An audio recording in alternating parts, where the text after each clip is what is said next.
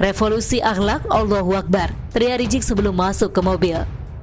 Alasan Rizik dipindahkan ke rutan Barreskrim Polri karena rutan Polda Metro Jaya sudah terlalu padat. Ini kalau masih ada yang main-main, saya gigit sendiri. Sudah mulai ngerti ya, oh di sini. Saya sudah mulai ngerti, oh di sini. Saya sudah mulai ngerti. Kalau masih ada yang main-main, sekali lagi, yang gigit saya sendiri. Lewat cara saya.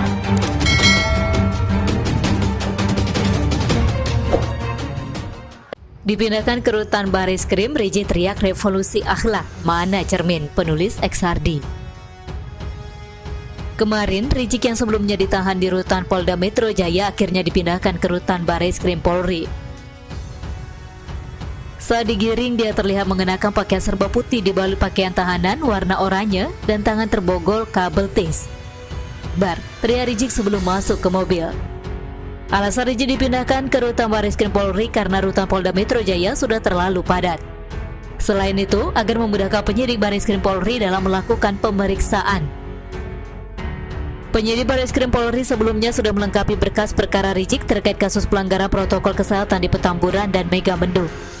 Rencananya dan penyidik juga akan segera melimpahkan berkas perkara tersebut ke kejaksaan. Orang ini entah sedang stres atau pasrah. Kok bisa teriak-teriak revolusi akhlak? Padahal beberapa hari lalu sempat sesak napas dan kesakitan. Namanya aja Rizik, terserah dia mau ngomong apa.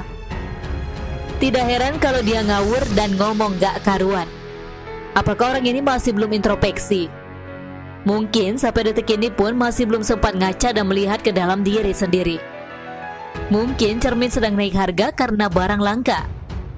Bisa-bisanya teriak revolusi akhlak padahal dia sendiri akhlak tidak beres dan bobrok. Berita terbaru, Komnas HAM menyerahkan hasil investigasi tewasnya 6 anggota Laskar FPI Presiden Jokowi. Menko Polhukam Mahfud MD mengungkap salah satu isi laporan tersebut. Salah satunya adalah Laskar FPI yang membawa senjata saat mengawal Rizik. Bahwa ada kelompok sipil yang membawa senjata api, senjata rakitan, dan senjata tajam yang dilarang undang-undang. Itu sudah ada gambarnya semua, kata Mahfud. Juga ada laporan Komnas HAM bahwa insiden penembakan terjadi karena Laskar FPI memancing polisi. Mahfud menyebut ada komando agar mobil polisi ditabrak. Bahkan kalau laporan Komnas HAM seumpama aparat tidak dipancing tidak akan terjadi. Karena Habib Riziknya jauh, tapi ada komando tunggu aja di situ, bawa putar-putar, pepet, tabrak dan sebagainya. Komando suara rekamannya, katanya. Gimana? Apakah ini salah satu penerapan revolusi akhlak di lapangan? Benar-benar speechless melihat kelakuan mereka yang jahat tapi sok suci.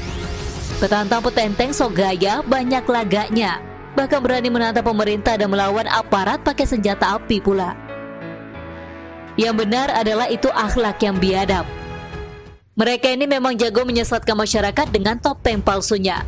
Sok jujur padahal penuh dengan tipu-tipu. Banyak drama settingan seolah mereka ini benar dan dijalimi. Akhlak dan moralnya sendiri yang perlu direvolusi. Urus diri sendiri aja tidak sanggup, malah mau urus orang lain. Kelakuan sendiri aja masih rapor merah, malah mau atur negara. Situ sehat nggak? Hanya orang stres yang mau dengerin ucapan Rizik. Kalau revolusi akhlaknya dijadikan standar, bisa kacau dunia ini.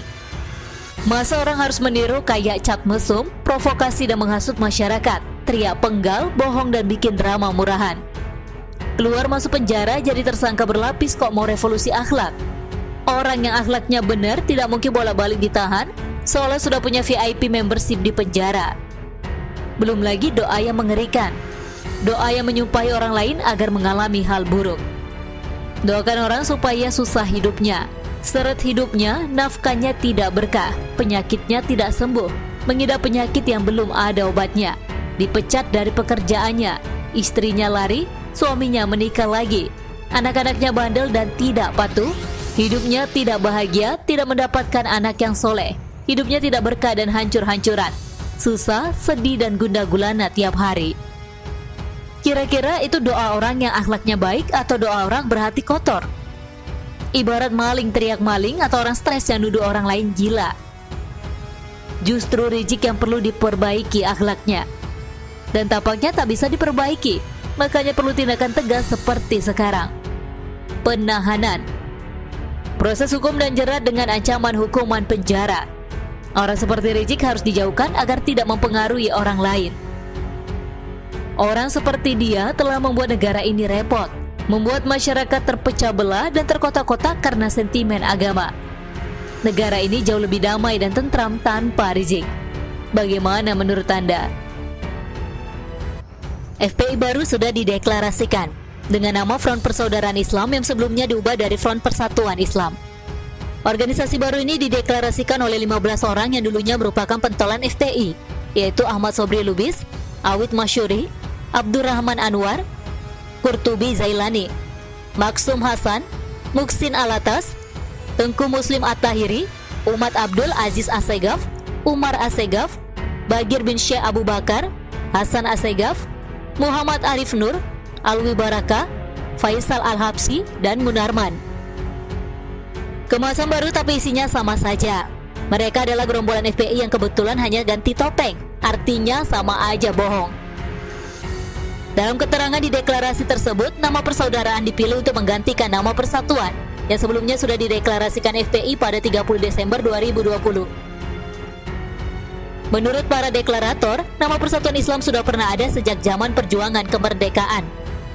Untuk menghormati saudara tua kami yang sudah terlebih dahulu menggunakan nama Persatuan Islam, maka dengan ini kami mewakili deklarator terdahulu menyatakan mengganti nama menjadi Front Pemersatu Islam. Demikian bunyi deklarasi tersebut. Satu lagi info terbaru. Kabarnya Rizik tidak akan lagi menjabat sebagai imam besar di sana. Menurut Aziz Yanuar, dalam struktur FPI yang baru tidak ada jabatan imam besar.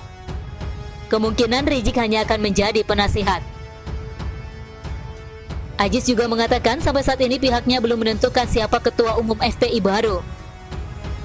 Ahmad Sobri Lubis yang sebelumnya menjabat sebagai ketua umum FPI lama, saat ini belum dipastikan akan memimpin organisasi baru itu. Sedangkan sekretariatnya tetap di Petamburan 3. Komentar saya, peduli amat Rizik mau jadi apa di sana. Mau tetap jadi imam besar kek, mau jadi penasehat kek, mau jadi CEO kek, atau jadi investor kek, mayoritas masyarakat Indonesia akan mengucapkan bodoh amat. Alasannya Rizik tidak akan terpisahkan dari mereka. Tetap saja Rizik punya pengaruh besar bagi mereka. Mungkin saja mereka saat ini lebih hati-hati, stay low profile dan tidak gegabah. Meskipun misalnya Rizik diklaim pensiun pun, siapa yang tahu kalau di belakang dia tetap bertindak layaknya imam besar. Siapa yang bisa jamin mereka bakal berubah? Tapi tidak dengan orang-orangnya, apalagi tujuan mereka. Lagi pula Rizik sedang ditahan. Lucu sekali kalau dia tetap diangkat sebagai imam besar dengan status tahanan. Ini bisa merontokkan wibawa Rizik yang sangat istimewa. Lagi pula Rizik tidak akan berani berbuat macam-macam saat ini.